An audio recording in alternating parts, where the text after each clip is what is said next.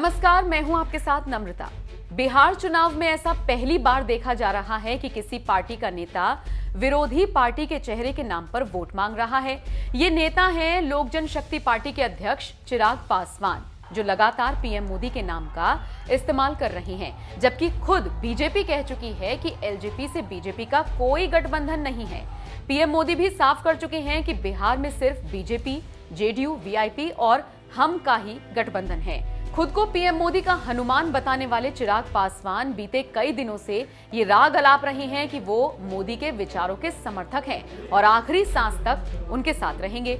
बुधवार को पहले चरण की वोटिंग खत्म हुई तो उन्होंने एक बार फिर यही बात दोहराते हुए कहा कि आने वाली 10 तारीख को नीतीश सरकार की विदाई तय है और बिहार में बीजेपी लोजपा की सरकार बनेगी। मेरी तमाम प्रत्याशियों से मेरी बात हुई और जो एक उत्साह उनकी आवाज में मुझे सुनने को मिल रहा है या लोजपा के कार्यकर्ताओं में जिस तरीके से खुशी की लहर है, हकीकत है कि इस बार जो भी मतदान हुआ है वो बदलाव के लिए हुआ है, विकास के नाम पर हुआ है। लोगों ने तमाम चीज़ों को याद रखा कि लॉकडाउन में किस तरीके से प्रवासी मजदूरों के साथ मुख्यमंत्री जी का बर्ताव था, या जिस तरीके से पलायन आज की भी तारीख में हो रहा है, या हाल फिलहाल की घटना तक लोगों के दिमाग में थी। नवरात्रि एक बड़ा त्यौहार होता है, पर उसके बाद दुर्गा विसर्जन में जिस तरीके से मुख्यमंत्री जी ने एक जनरल डायर की भूमिका वहां पर निभाई और जिस तरीके से प्रशासन के द्वारा वहां पर निर्दोषों के ऊपर गोली चलवाई, उनके ऊपर लाठियां चलवाई, उनको पीटा बर्बरता से, तो इन तमाम चीज़ों को जनता ने याद रखा है। और जिस तरीके से फीडबैक मुझे मिल रहा है, खासतौर पर मेरे प्रत्याशियों का, ये मेरी पार्टी के कार्यकर्ताओं का, एक बात तो तय है कि अगली 10 तारीख को मुख्यमंत्री जी का पुनः बिहार में मुख्यमंत्री बनना असंभव होगा।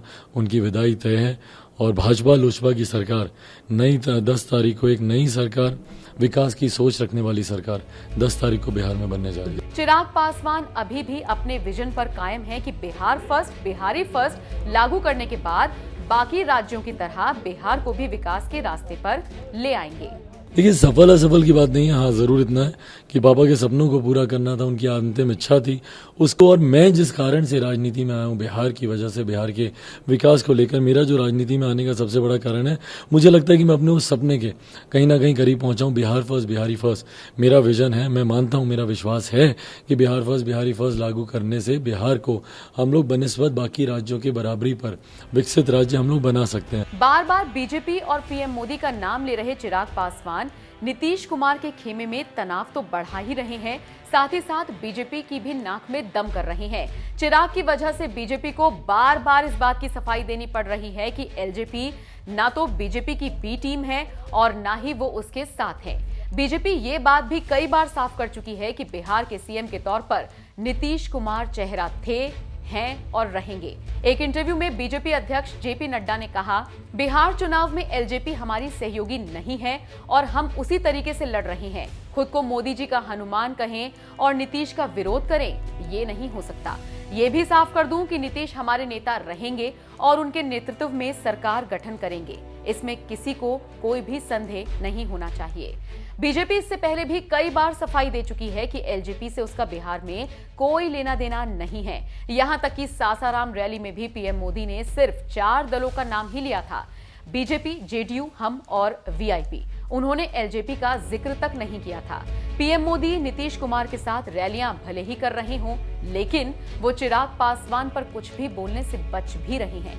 इसीलिए विरोधी दल ये हवा बनाने में जुटे हुए हैं कि अंदर खाने बीजेपी और एलजेपी एक हैं। ओवैसी तो यहां तक कह चुके हैं कि पीएम मोदी एक साथ 2 घोड़े पर सवारी करने की कोशिश कर रही हैं। बीजेपी नीतीश कुमार को रिटायर कर बिहार में अपना सीएम लाना चाहती है और ये पूरा प्लान आरएसएस का है। जबकि कांग्रेस नेता रणदीप सुरजेवाला ने तो बीजेपी पर आरोप लगा दिया कि वो नीतीश कुमार, चिराग पासवान और ओवैसी तीनों के साथ ट्रिपल गेम खेल रही है। नेताओं की ओर से जिस तरह की बयानबाजियां आ रही हैं, आपको बता दें, इससे पहले शायद ही किसी चुनाव में इतना कंफ्यूजन रहा हो कि कौन किसके साथ है और किसके खिलाफ। बहरहाल, इस पूरे मामले पर आपकी क्या राय है? क्या बीजेपी को एलजेपी का साथ देना चाहिए? अपनी राय हमें कमेंट करके जरूर बताएं।